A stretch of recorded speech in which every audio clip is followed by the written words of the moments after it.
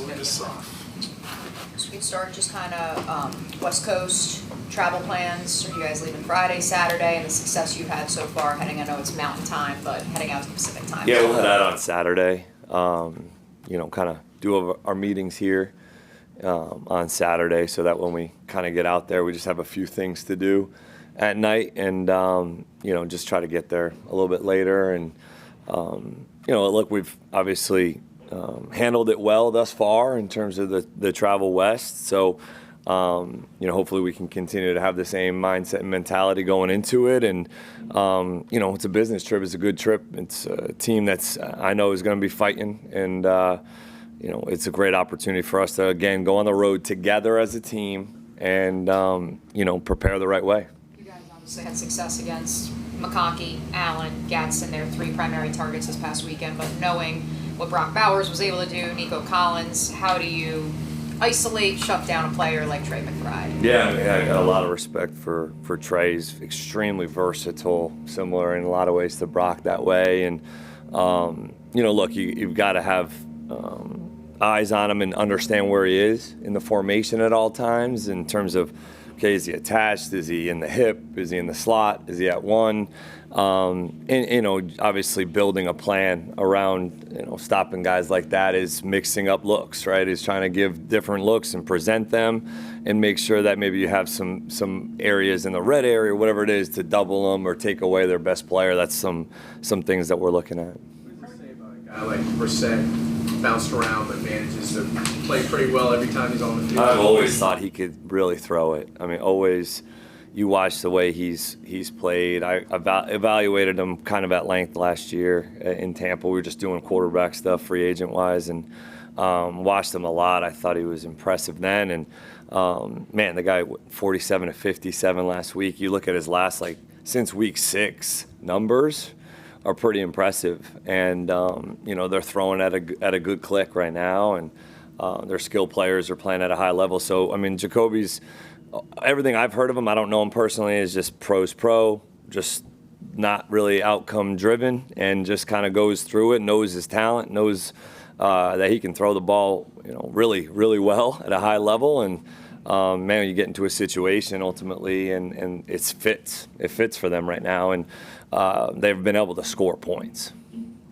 How do you, as a coach, just sort of keep the team with the momentum going up instead of having that up and then swift drop, that can happen throughout a week?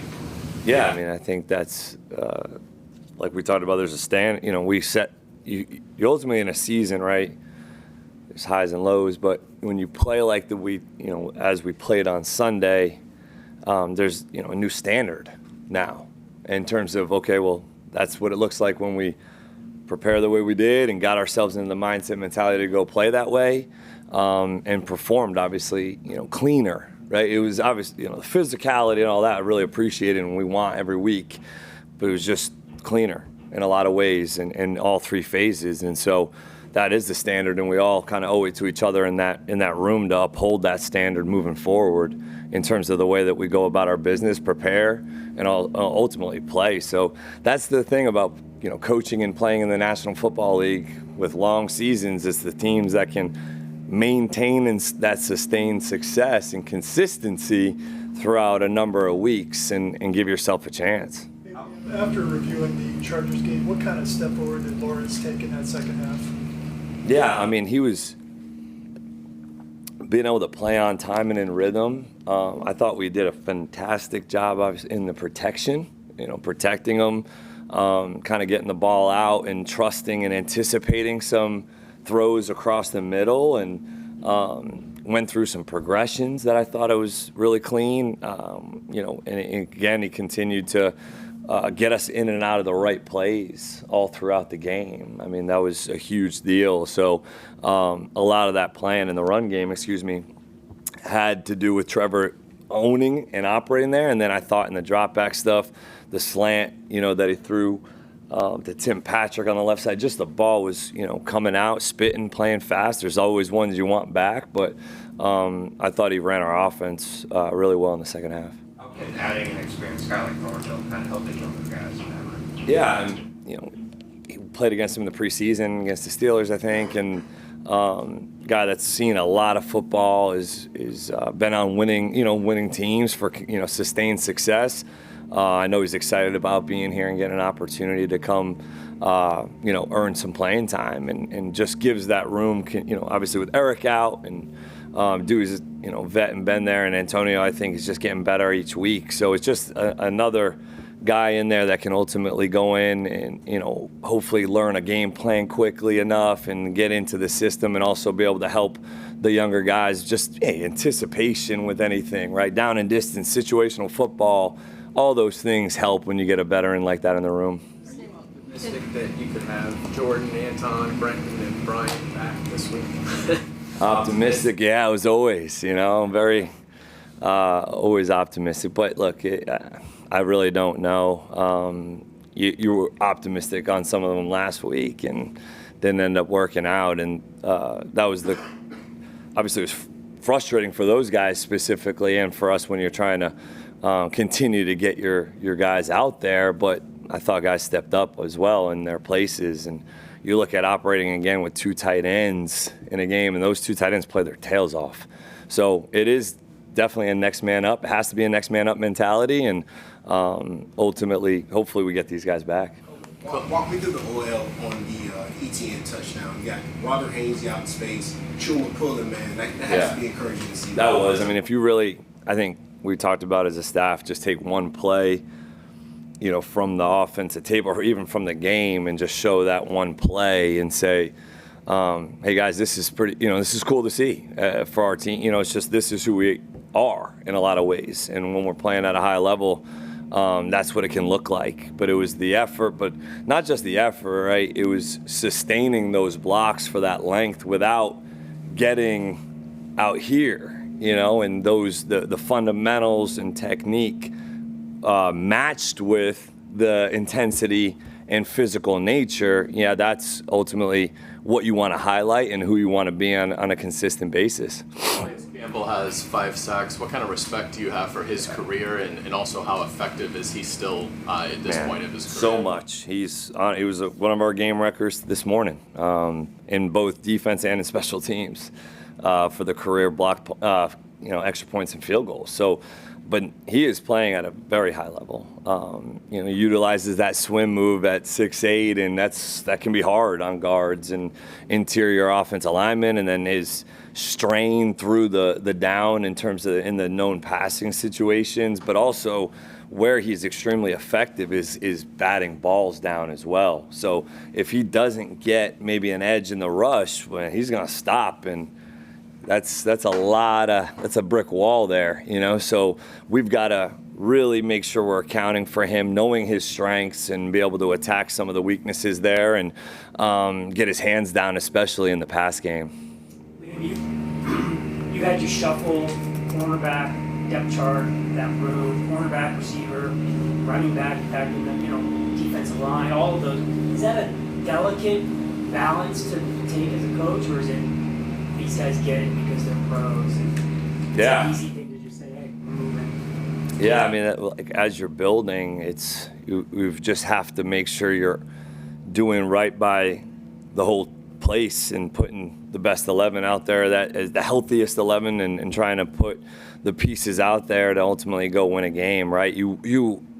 Individual success is extremely important to us. It is. Like, you want every player to get what they truly at the end of the day deserve and earn, and you want guys to get paid as much as you can. I mean, you want that for them, and but so often it has to just come back to the team first, and ultimately, everything we're trying to do is do that, put the team first and protect the team, and give ourselves the best chance to go win on Sunday. Is it rewarding when it pays off? It is. Like we talked about a little bit on Monday, that BJ and Danny and Quentin Morris specifically come to mind. Obviously, there's others, but that have played their tails off on teams, have not done anything else but what we've asked them. Has it been perfect the whole time? No. And they've earned opportunities to go out and impact the game on offense and defense on Sundays. And it's why we talked about in the offseason, I had Heath Farwell speak to our team and talk about his journey and how he made it. And so much of the league is built on that. And usually when you have organizations that is an internal growth like that, I think that's what you're striving for. Building off Quentin Morris, came in and threw some really key physical blocks down the stretch. And like you said, that's a guy who y'all have elevated off the practice squad. Yeah. How was that just seeing a guy's hard work just pay off? Man, first of all, Quinn has made plays like in Buffalo. I watched him a bunch. He made plays in playoff games. More so, though, catching the ball, right? And like doing things athletically and in space. And man, he gave us a boost on Sunday. And he has been, though. That's how he's been trending through special teams. And then you go out and see him put it on tape and be as physical and explosive as he was in numerous occasions. Like, I want to see what he can do with the ball in his hands too, right? So I think Rich Angulo is one of the best tight ends coaches I've ever been around, and he has done a phenomenal job with the next man up mentality and getting those guys prepared and ready to play. I feel like you're building more confidence and consistency in the receiving room as of late?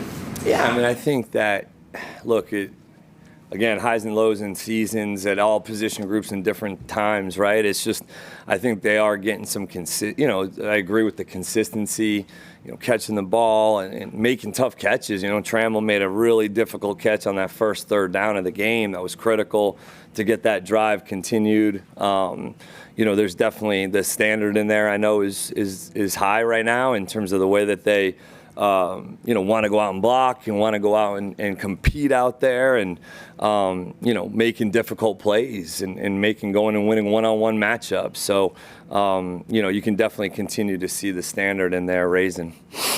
Just since you brought up Trammell, him and LeQuint in the kickoff return, did you like that? Is that kind of the plan then moving forward with those two?